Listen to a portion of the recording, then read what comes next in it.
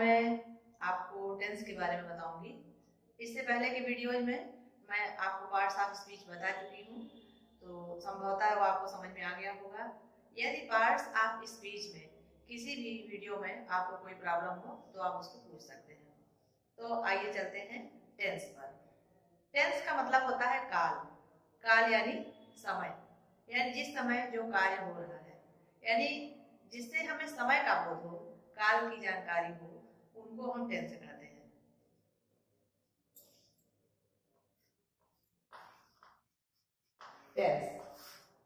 Tense को हिंदी में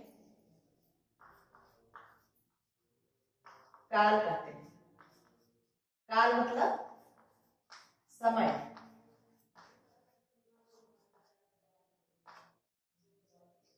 tense 3 होते हैं। There are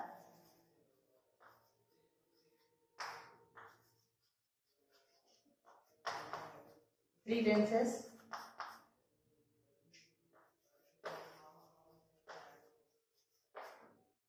present tense, past tense and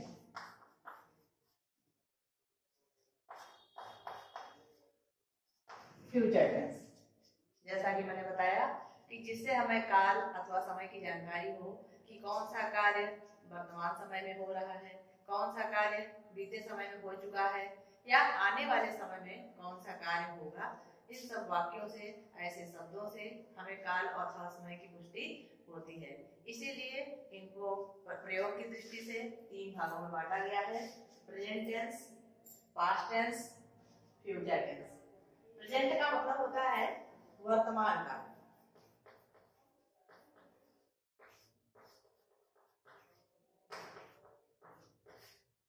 past tense का मतलब भूतकाल, यानी जिसमें बीते हुए समय की बात होती है। और फ्यूचर टेंस भविष्य काल।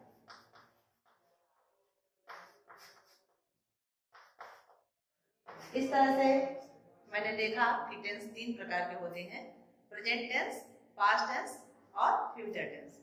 अब प्रत्येक टेंस के 4 भाग होते हैं, चाहे वह प्रेजेंट टेंस को लीजिए, पास्ट को लीजिए या फ्यूचर को लीजिए।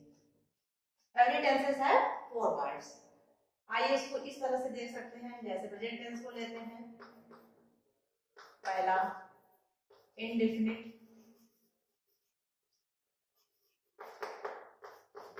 इंडेफिनिट टेंस जिसको हम सिंपल प्रेजेंट भी कहते हैं। इंडेफिनिट, कंटिन्यूअस,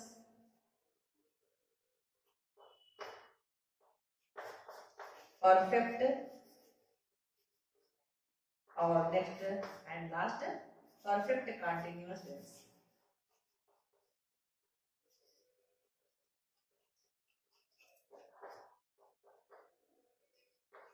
इस तरह से हमने देखा कि प्रेजेंट टेंस, जिसको हम हिंदी में वर्तमान काल कहते हैं, इनके 4 भाग होते हैं। इंडेफिनिट टेंस, यानी इसको पूरा कंप्लीट रूप से हम बोल सकते हैं प्रेजेंट इन डेफिनिट टेंस। दूसरा प्रेजेंट इन कंटिन्यूअस टेंस। तीसरा प्रेजेंट परफेक्ट टेंस। और चौथा प्रेजेंट परफेक्ट कंटिन्यूअस टेंस। इसी तरह से सेम यही चीजें क्रमशः हम पास्ट और फ्यूचर लगा करके बोल सकते हैं। आइए आपकी सुविधा के लिए यहाँ पर मैं लिख दे रही हूँ, यानी पास्ट इंडेफिनिट टेंस, जिसको आप सिंपल पास्ट भी कह सकते हैं, पास्ट कंटिन्यूअस टेंस,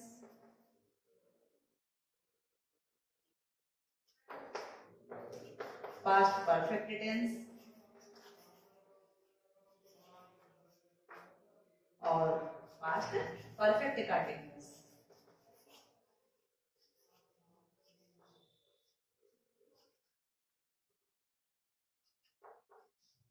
बच्चों, मुझे ऐसा लगता है कि आपको अब तक प्रेजेंट और पास्ट के पार्ट्स के बारे में जानकारी हो गई होगी कि वो कितने प्रकार के होते हैं। अब लास्ट हम चलते हैं फ्यूचर टेंस पर।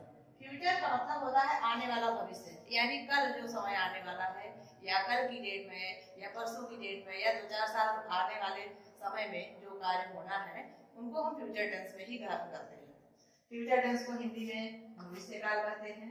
इनके भी 4 पार्ट्स होते हैं, जैसे फ्यूचर इंडेफिनिट, फ्यूचर इंडेफिनिट जिनको हम सिंपल फ्यूचर कहते हैं,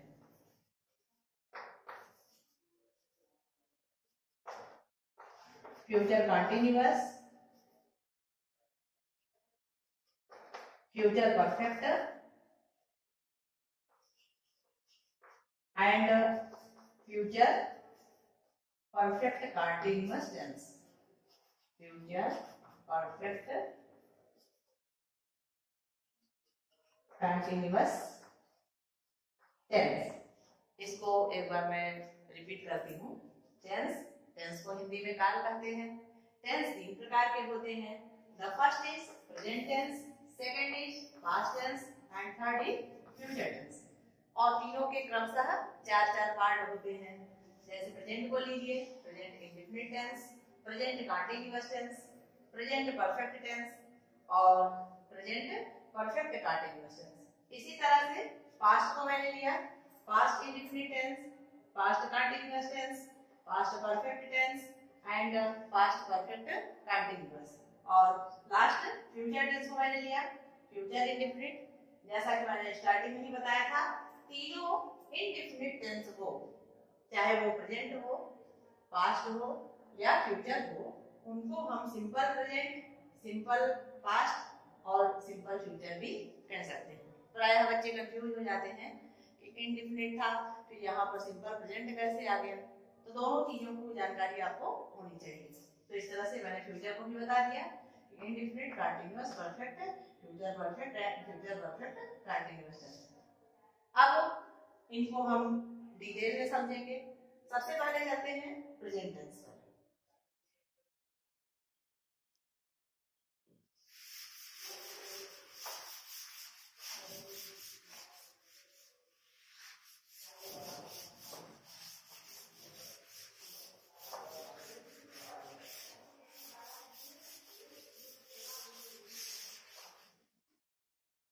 सबसे पहले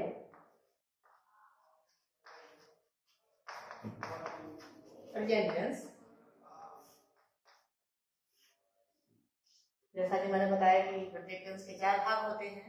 तो जब हम प्रेजेंट टेंस यानी वर्तमान काल को लेते हैं तो उनमें जो पहला पार्ट है प्रेजेंट इंडेफिनिट टेंस, पहले हम उसकी जानकारी लेते हैं।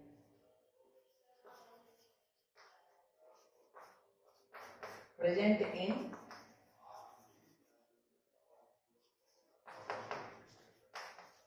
डिफिनिट टेंस,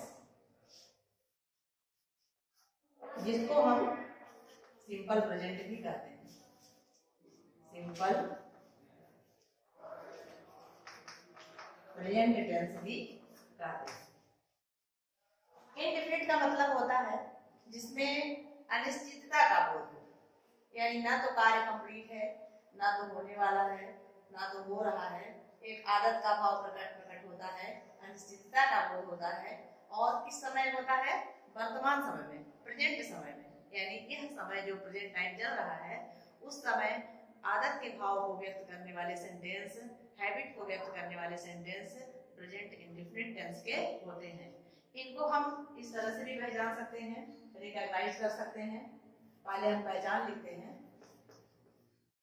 पहचान,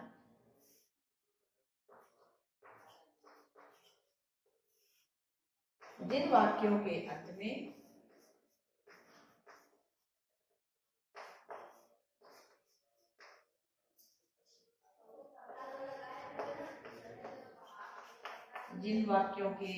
अंत में ता है, ती है, ते है,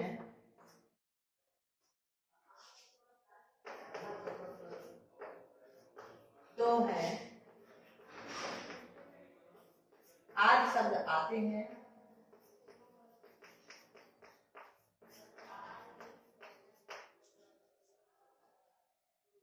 वो वाक्य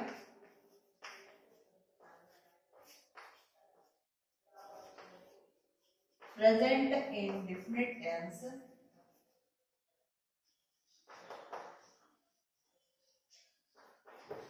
प्रेजेंट इंडेफिनिट टेंस अथवा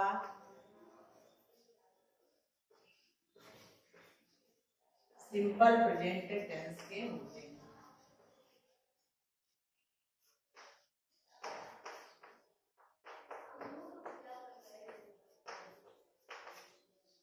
पहली पहचान तो ये हो गई कि जिन वाक्यों के अंत में ता है, ती है, ते हैं, तो हैं आदि शब्द आते हैं वो वाक्य प्रेजेंट इंडेफिनिट टेंस या सिंपल प्रेजेंट टेंस के होते हैं। इनमें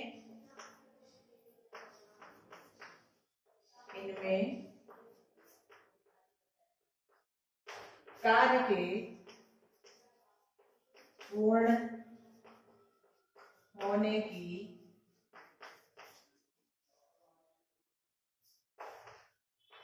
सर्टेन कंफर्म या निश्चित जानकारी नहीं होती।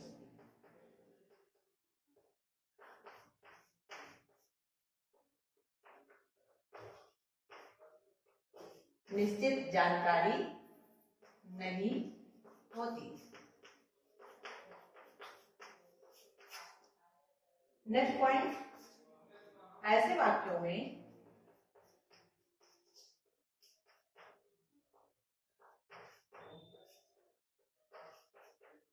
आदत का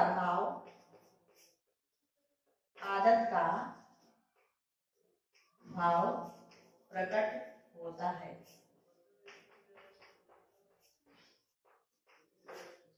ऐसे वाक्यों में आदत का भाव प्रकट होता है। जैसे एग्जाम्पल लेते हैं, वह सोती है।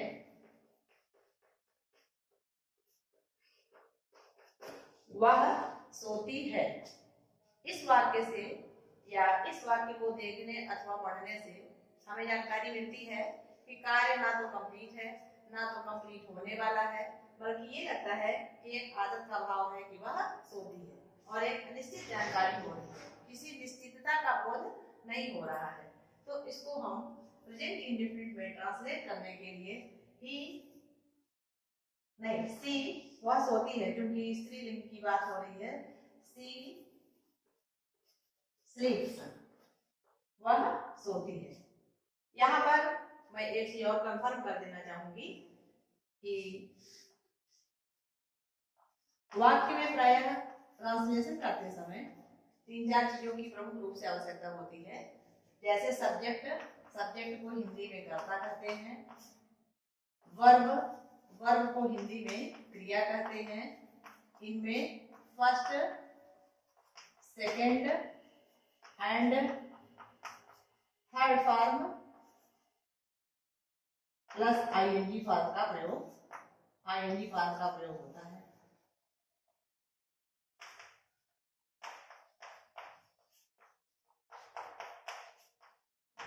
तीसरी चीज आती है ऑब्जेक्ट को हिंदी में कर्म कहते हैं। यहाँ पर इन चीजों को मैंने स्पष्ट इसलिए किया कि ट्रांसलेशन करते समय प्रत्येक टेंस के प्रत्येक स्ट्रक्चर या प्रारूप में इनकी आवश्यकता होगी, इनका उचित स्थान होगा। यानी सब्जेक्ट को कर्ता कहते हैं। कर्ता यानी जो कार्य को करता है या वाक्य में जिसके माध्यम से कार्य संपन्न होता है। सब्जेक्ट का मतलब कर्ता, वर्ब का मतलब क्रिया, और वर्ब को मैंने ये भी बताया कि इसकी 3 फॉर्म होती है, first, second and third form plus ING form. और ऑब्जेक्ट का मतलब होता है कर्म, जिसको हम प्रेडिकेट भी कहते हैं।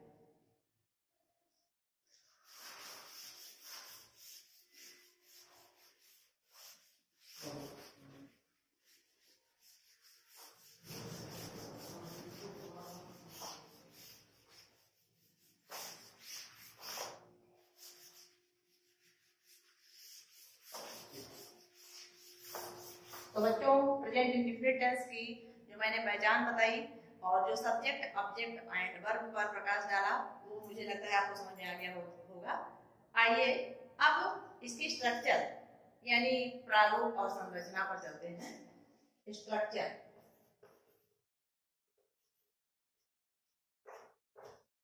इससे पहले मैं ये भी स्पष्ट कर देना चाहूंगी कि प्रत्येक टेंस में प्रायः 3 सेंटेंस का ट्रांसलेशन होता है, जिसमें पहला है अफर्मेटिव,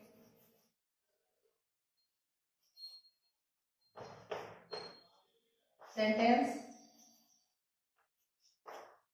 इसको हिंदी में साधारण वाक्य कहते हैं, साधारण वाक्य। इंट्रोगेटिव सेंटेंस,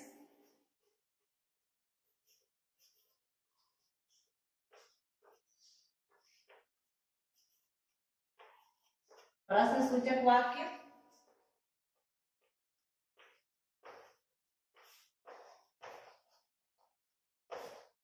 और निगेटिव सेंटेंस, नकारात्मक वाक्य।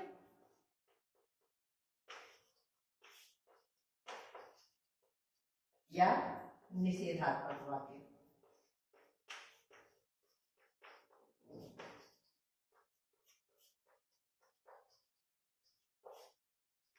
मुझे लगता है कि बच्चे इसको आराम से देख लें कि प्रत्येक टेंस में जो 3 प्रकार के सेंटेंस का ट्रांसलेशन होता है उनको मैंने हिंदी में क्रमशः लिख दिया है। Affirmative sentence, interrogative sentence and negative sentence. Affirmative को साधारण वाक्य कहते हैं, इंट्रोगेटिव को प्रश्नसूचक वाक्य कहते हैं और निगेटिव को नकारात्मक वाक्य या निषेधात्मक वाक्य कहते हैं। प्रत्येक टेंस में चाहे प्रेजेंट हो, पास्ट हो अथवा फ्यूचर हो, उनमें इन तीनों सेंटेंसों का समावेश होता है। अतः इससे पहले आपको पढ़ाया जा चुका होगा, आप पढ़े भी होंगे अब तक की कक्षाओं में कि सेंटेंस क्या है, या सेंटेंस के कितने प्रकार होते हैं। यदि किसी को कोई कंफ्यूजन होगा तो मैं आगे आने वाले वीडियोस में सेंटेंस के बारे में भी बताने का प्रयास करूंगी। जिन छात्र छात्राओं ने नहीं देखा होगा वो उससे लाभान्वित हो सकेंगे, लेकिन अभी तो यही अपेक्षा करती हूँ और प्रायः कक्षाओं में पढ़ाया भी जा चुका होगा। तो यहाँ पर 3 सेंटेंस मैंने बताया, प्रायः इन्हीं का ट्रांसलेशन में समावेश होता है, अफर्मेटिव, इंट्रोगेटिव, निगेटिव सेंटेंस। तो आते हैं प्रेजेंट इंडेफिनिट के स्ट्रक्चर पर। उसमें अफर्मेटिव सेंटेंस के बारे में करते हैं। सबसे पहले मैंने कहा ट्रांसलेशन करते समय सब्जेक्ट का प्रयोग होता है। सब्जेक्ट को हिंदी में क्या कहते हैं? कर्ता, यानी वाक्य में कार्य जिसके माध्यम से संपन्न होता है। जैसे पर्टिकुलर किसी का नाम ले लीजिए, राम, श्याम। गर्ल में किसी का नाम ले लीजिए, सीता, या प्राइम मिनिस्टर, या गॉड, या इसके अलावा he, she, it, I, they, you, we जैसे प्रोनाउंस को ले लीजिए। प्रायः यही सब सब्जेक्ट का कार्य करते हैं। तो आप सब्जेक्ट ले लीजिए। फिर first form of the verb, मैंने कहा था कि वर्ब के first, second, third form and ING form का प्रयोग होता है टेंसों में। तो ये आपको अलग अलग टेंस के माध्यम से, अलग अलग सेंटेंस के प्रकार से उनको याद करना होगा। तो यहाँ पर क्योंकि प्रेजेंट इंडेफिनिट टेंस है, अनिश्चितता का भाव की जानकारी हो रही है, आनंद के भाव की जानकारी हो रही है, और इसकी पहचान ता है, ती है, ते है, ये सब मैंने बताया ही है। इसलिए सब्जेक्ट के बाद first form of the verb का प्रयोग होगा, first form of the verb, plus last में हमारा बचता है ऑब्जेक्ट। इनको हम शार्ट में इस प्रकार से भी लिख सकते हैं, यस को यस, सब्जेक्ट को यस, और first form of the verb को वर्ब फर्स्ट, एंड ऑब्जेक्ट को हु। ये हमारा स्ट्रक्चर है। सबसे पहले सब्जेक्ट, फिर first form of the verb plus object. दूसरी चीज बता दें इसमें, इनमें हेल्पिंग वर्ब डू अथवा डन अकॉर्डिंग टू सब्जेक्ट, यानी कर्ता के अनुसार इसमें डू और डज का प्रयोग होता है। यदि सिंगुलर सब्जेक्ट है, सिंगुलर यानी एक वचन, प्लूरल यानी बहुवचन, सिंगुलर सब्जेक्ट जैसे ही, she, it, Ram, Sita etcetera, ये आते हैं। तो इनके साथ डज का प्रयोग होता है।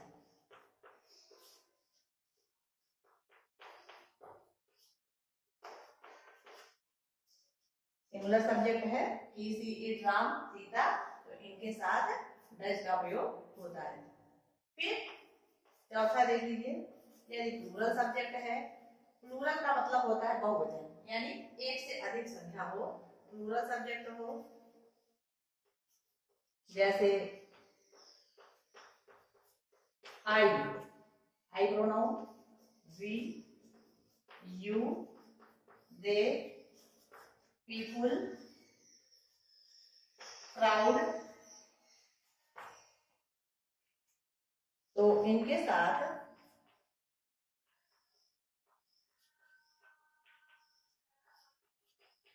डू का प्रयोग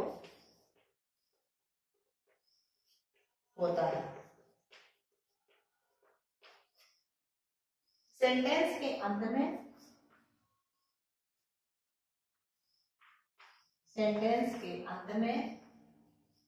पंक्चुएशन, PUNCTUATION,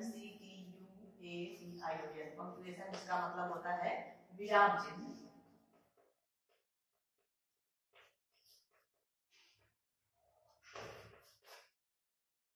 फुल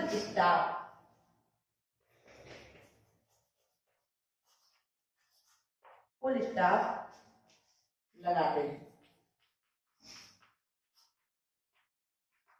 यहाँ पर मैं ये चीज बता देना चाहूंगी कि पंक्चुएशन का मतलब होता है विराम चिन्ह, यानी जब हम लिखते समय हमें कुछ भावों को व्यक्त करना होता है, बीच बीच में रुकना होता है और ये प्रदर्शित करना होता है कि हम एक स्टेटमेंट बोल रहे हैं अथवा प्रश्न पूछ रहे हैं, तो वहाँ पर हम पंक्चुएशन चिन्हों का प्रयोग करते हैं, विराम चिन्हों का प्रयोग करते हैं। उनमें जैसे 2-4-5 है, इंट्रोगेटिव और फुल स्टॉप और क्या कहते हैं, कामा है, ड्रेस है ना, सेमीकोलन, तो ये सब पंक्चुएशन के जो चिन्ह है, विराम चिन्ह है, तो उनमें फुल स्टॉप भी है। प्रायः या साधारण वाक्यों के अंत में या एक वाक्य कंप्लीट हो जाने पर लगाते हैं, तो फुल स्टॉप का प्रयोग करते हैं।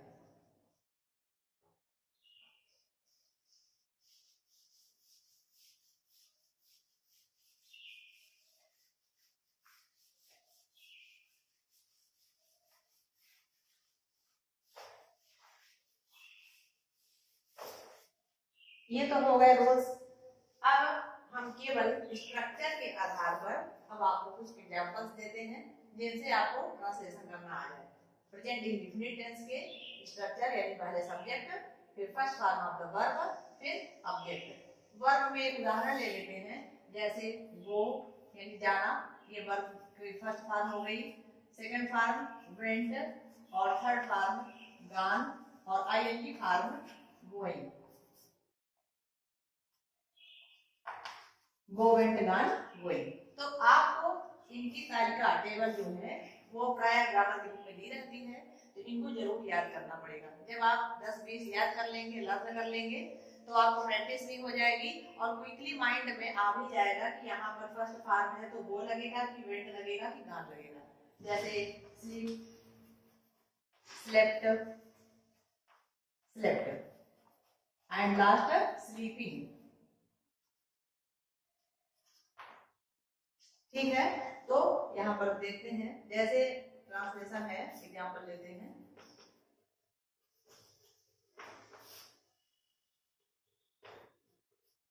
वह जाता है। दूसरा देखते हैं, वे पढ़ते हैं।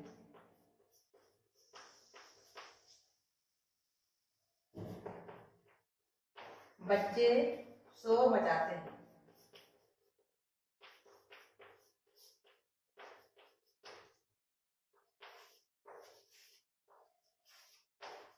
एक और लेते हैं एग्जांपल, हाथी चिंघाड़ते हैं।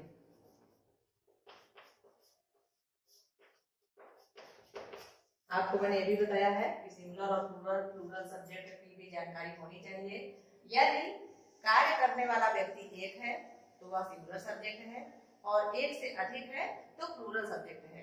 मैंने आपको इसकी पहली वाली लाइन में हेडिंग में बहुत चिन्हित भी किया है कि कौन कौन से शब्द सिंगुलर सब्जेक्ट की श्रेणी में आते हैं और कौन कौन से प्लूरल सब्जेक्ट की श्रेणी में आते हैं।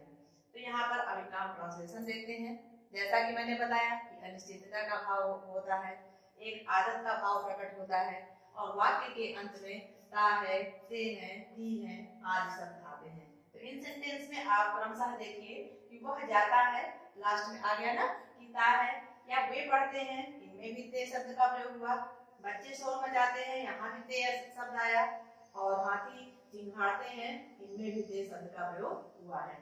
अब इनको हम इस स्ट्रक्चर के अनुरूप ट्रांसलेशन करते हैं। सबसे पहले क्या आता है हमारा, वह जाता है। आप इसमें सब्जेक्ट को पहचानिए। यहाँ पर जब आप कहेंगे कौन, तो वह कौन है, यहाँ पर सब्जेक्ट है। वह की इंग्लिश क्या होती है, ही। जाता है, मैंने कहा कि वर्ब की फॉर्म आपको याद करनी पड़ेगी, गो वेंट गॉन, क्योंकि यहाँ पर निर्देशित है कि आपको फर्स्ट फॉर्म का प्रयोग करना है।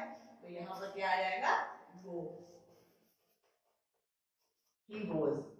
क्योंकि सिंगुलर सब्जेक्ट है तो क्रिया में यस या ईएस का प्रयोग होता है। अभी मैं इसको आगे लिख दे रही हूँ। यदि सिंगुलर सब्जेक्ट है, कार्य करने वाला व्यक्ति एक है, तो उसकी क्रिया में यस या ईएस लगाते हैं, और यदि यहाँ पर प्लूरल सब्जेक्ट होता, यानी कार्य करने वाला व्यक्ति एक से अधिक होता, तो उसकी क्रिया में यस अथवा ईएस नहीं लगाते। यहाँ पर हम अफर्मेटिव सेंटेंस की बात कर रहे हैं।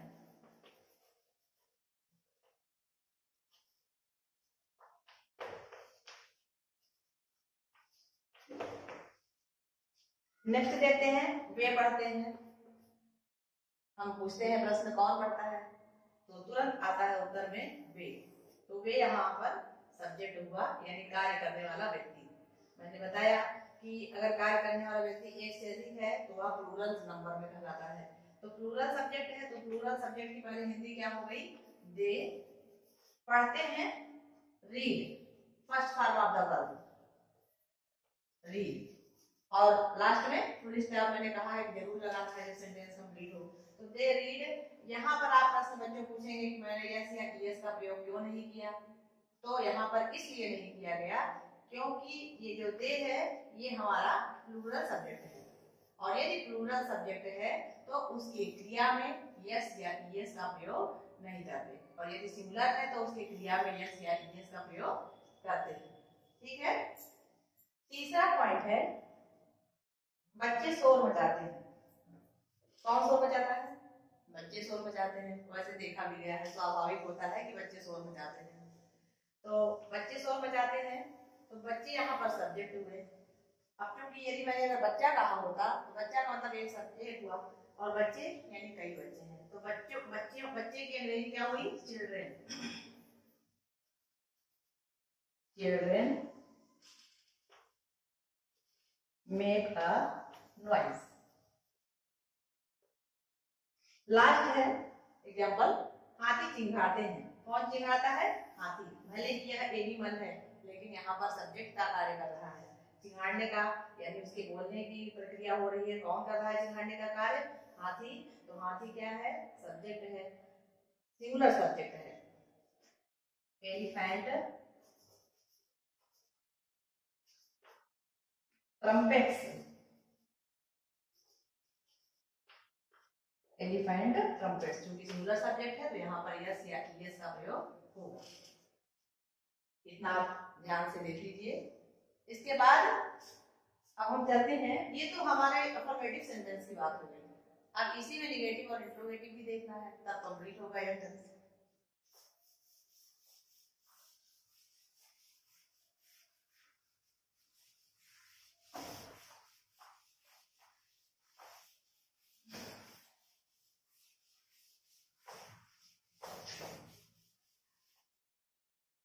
आते हैं नेगेटिव सेंटेंस। नेगेटिव सेंटेंस इसका मतलब हुआ नकारात्मक या निषेधात्मक वाक्य। इसमें भी जो स्ट्रक्चर होता है पूर्ववत ही रहता है, थोड़ी थोड़ी सी भिन्नता हो जाती है कि वह डू नॉट और डज नॉट का प्रयोग कर देते हैं। जैसे सबसे पहले इसमें भी सब्जेक्ट आएगा, फिर इसमें पहले वर्ब ना आकर के डू और डज सहायक क्रिया का प्रयोग होगा। डू डज वो भी अकॉर्डिंग टू सब्जेक्ट है।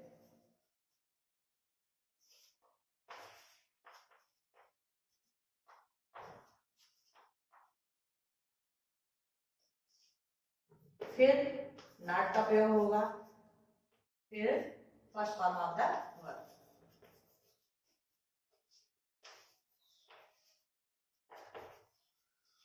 पर्पस ऑब्जेक्ट यदि आवश्यकता होती है तो।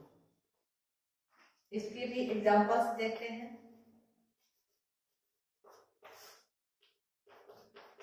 सीता नहीं पढ़ती। वाक्य में ता है, तीन है, तेज है, आया ही। नहीं शब्द जो है निषेध का भाव व्यक्त कर रहा है। सीता सब्जेक्ट है, इससे पता चलता है कि यह निगेटिव सेंटेंस है। तो सीता नहीं पढ़ती, अब सब देखते हैं, क्योंकि कौन नहीं पढ़ती? सीता। सीता सब्जेक्ट है, यहाँ पर लिखेंगे सीता। क्योंकि सिंगुलर सब्जेक्ट है, कार्य करने वाला एक व्यक्ति है, तो यहाँ पर डज का प्रयोग होगा। सीता डज। डज के बाद क्या आएगा? यहाँ देखते चलिए, नॉट।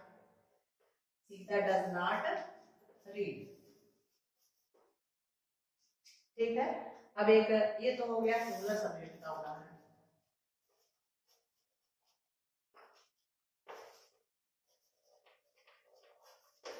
अब आते हैं एक प्लूरल सब्जेक्ट का उदाहरण लेते हैं।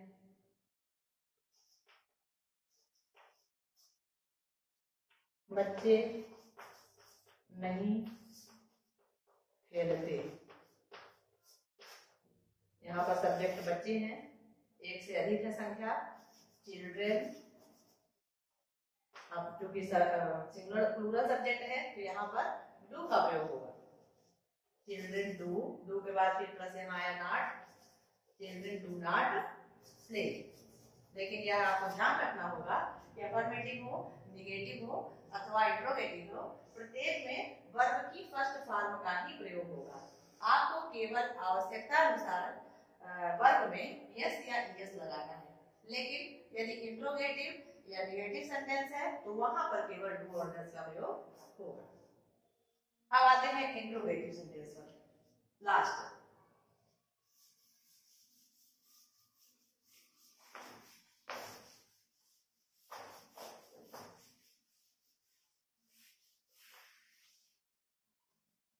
Interrogative sentence.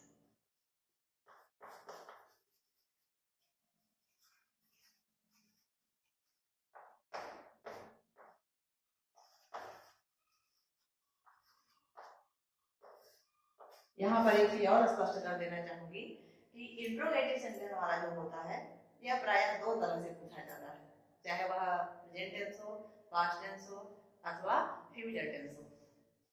एक तो प्रश्न सूचक शब्द।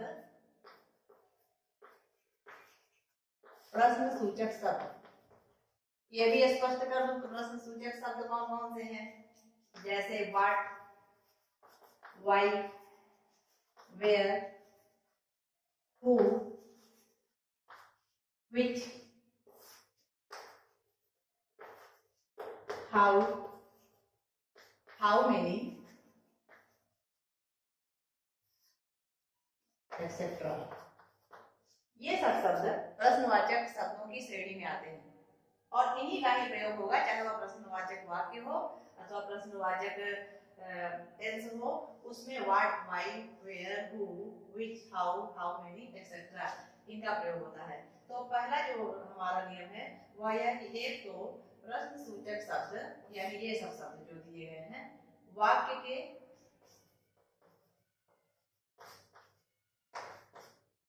प्रारंभ में आते हैं।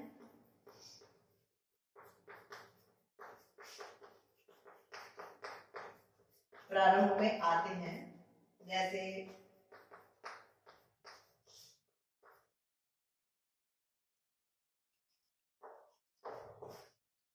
क्या है,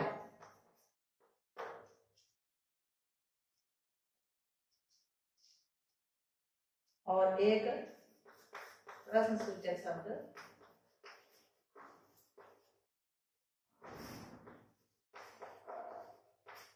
वाक्य के बीच में आते हैं।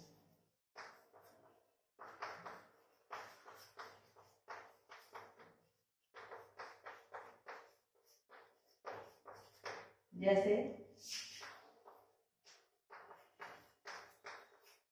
जैसे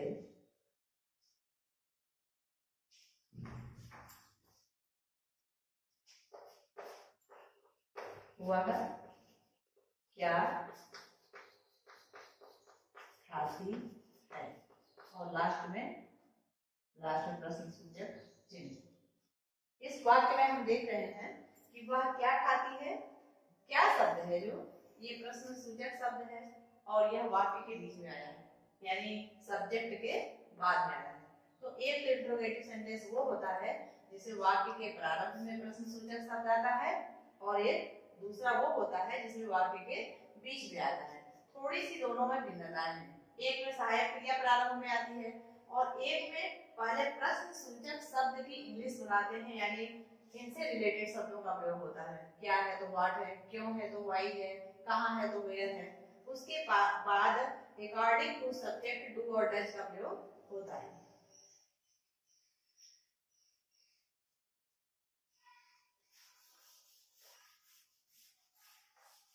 अब पहले फर्स्ट टाइप में चलते हैं।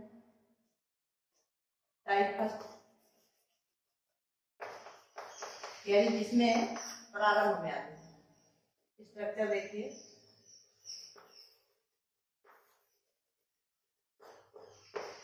सबसे पहले सहायक क्रिया डू अथवा डज। मैंने कहा है कि नेगेटिव और इंट्रोगेटिव सेंटेंस में डू डज का प्रयोग होता है। डू अथवा डज अकॉर्डिंग टू सब्जेक्ट।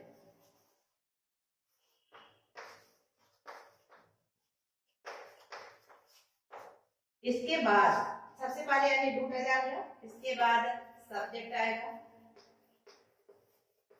फिर first form of the verb, first form of the verb plus object और and at last question mark.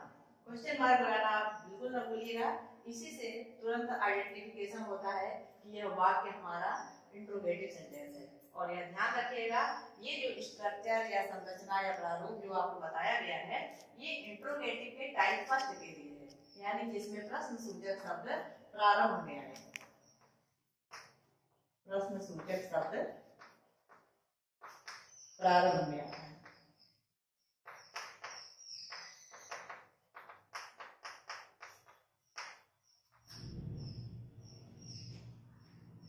Example देखते हैं।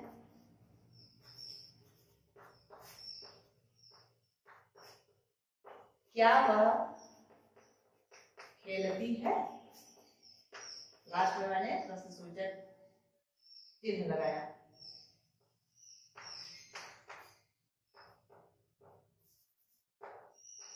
क्या प्रधानाचार्य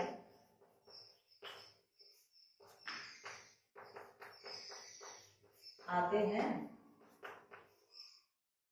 यहाँ पर देखिए बच्चों, प्रश्नसूचक शब्द वाक्य के प्रारंभ में आ गया, तो इसमें आपको कुछ नहीं करना है। सबसे पहले वही डू डज यानी जो सहायक क्रिया है अकॉर्डिंग टू सब्जेक्ट, ये चीज आप लिख लीजिए। यदि सिंगुलर सब्जेक्ट है, सिंगुलर सब्जेक्ट यहाँ पर डालिए नोट या रिमेंबर। यदि सिंगुलर सब्जेक्ट है तो डज का प्रयोग करते हैं,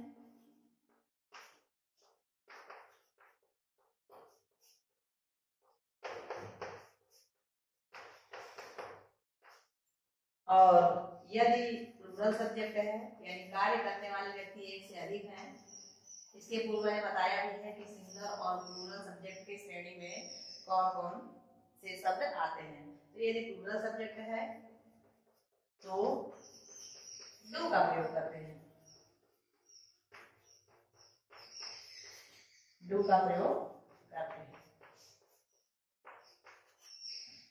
तो यहाँ पर मैंने आपको दो सेंटेंस दिया कि क्या वह खेलती है और दूसरा सेंटेंस आपका है कि क्या प्रधानाचार्य आते हैं, और दोनों में लास्ट में क्योंकि क्वेश्चन मार्क है और स्टार्टिंग में क्वेश्चन वर्ड है, इनसे पता चलता है कि ये हमारा जो सेंटेंस है इंट्रोगेटिव सेंटेंस है, लेकिन कौन सा है, टाइप फर्स्ट। ये चीज आपको ध्यान रखना है।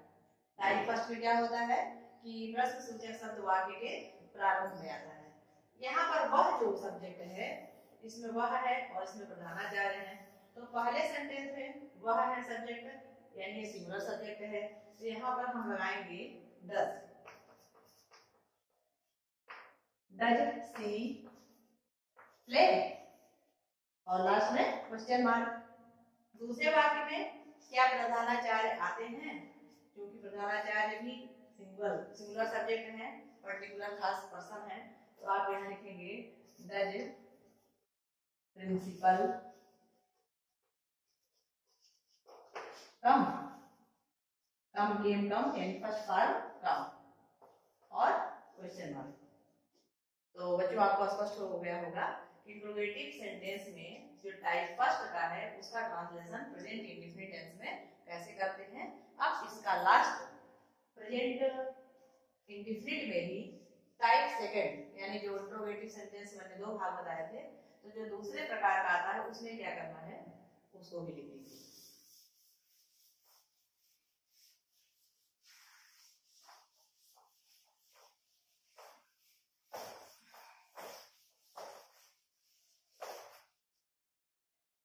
Interrogative sentence type 2।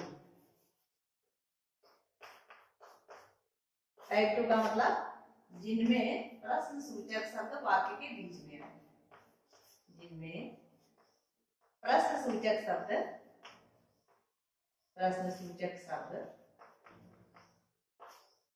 वाक्य के यानी सेंटेंस के बीच में है।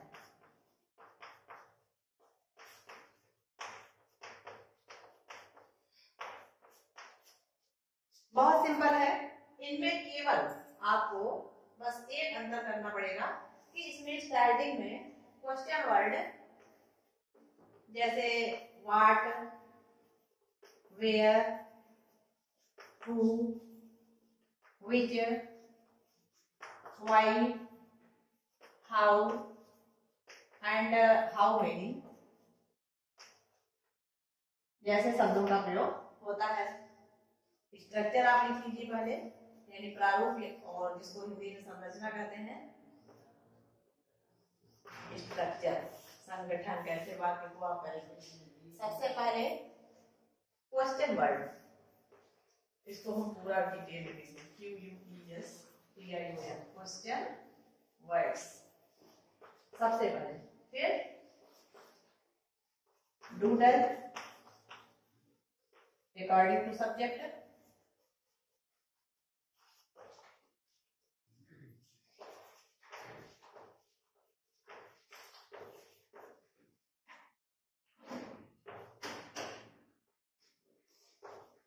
फर्स्ट फॉर्म आर्टिकल,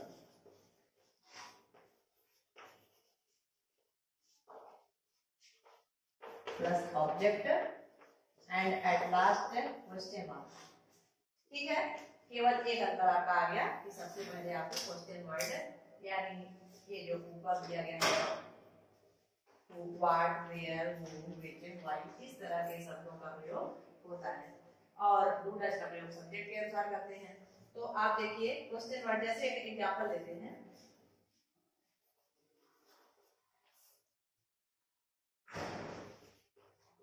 वे क्या पढ़ते हैं, वे क्या पढ़ते हैं। तुम क्या खाती हो,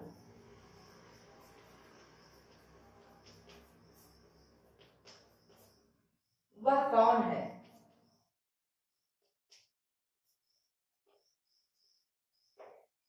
यह क्या है।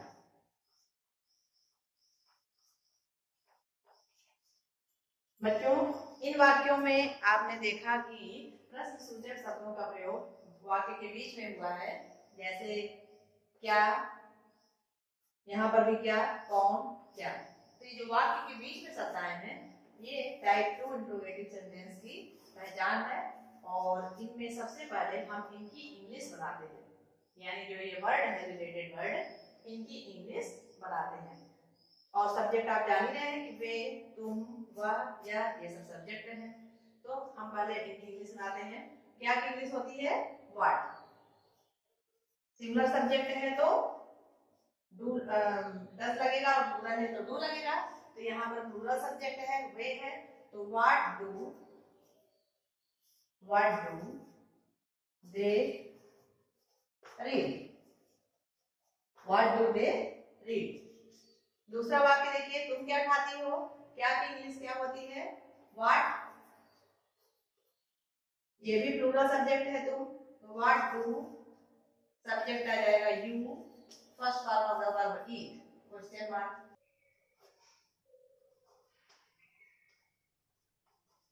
वे क्यों रोते हैं?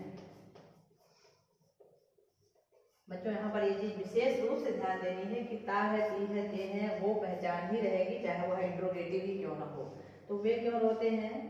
तो वे क्योंकि इंग्लिश हो गई वाई, और वे की इंग्लिश हो गई दे, वाई दे नहीं, वाई डू, सब वो आ जाएगा ना, डू और डज। तो चूंकि प्लूरल सब्जेक्ट है तो वाई डू दे वीक।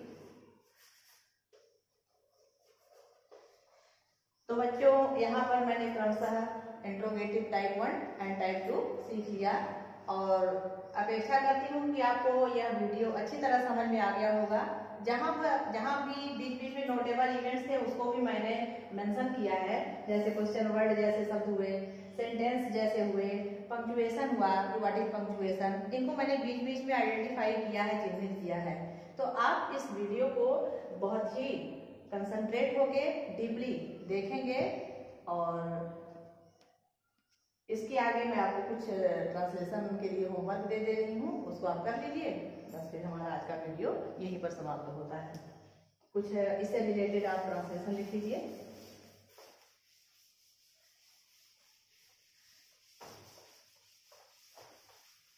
इनको मैं मिक्स करके दे रही हूँ, यानी इसमें निगेटिव, इंट्रोगेटिव एंड अफर्मेटिव तीनों हैं। Translate into English.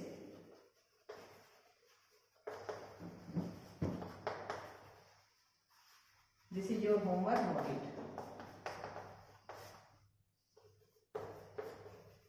वे क्या खाते हैं?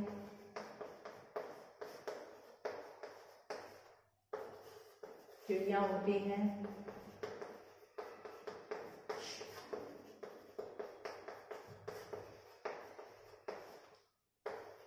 कुत्ते भौंकते हैं।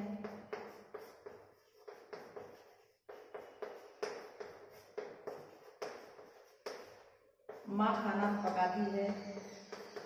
माँ भोजन पकाती है।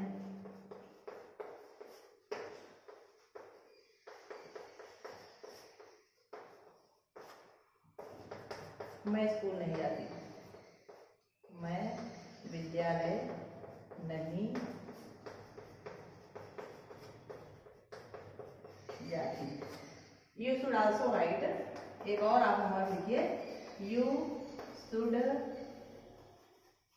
also write 20 sentences in English related to present indefinite tense।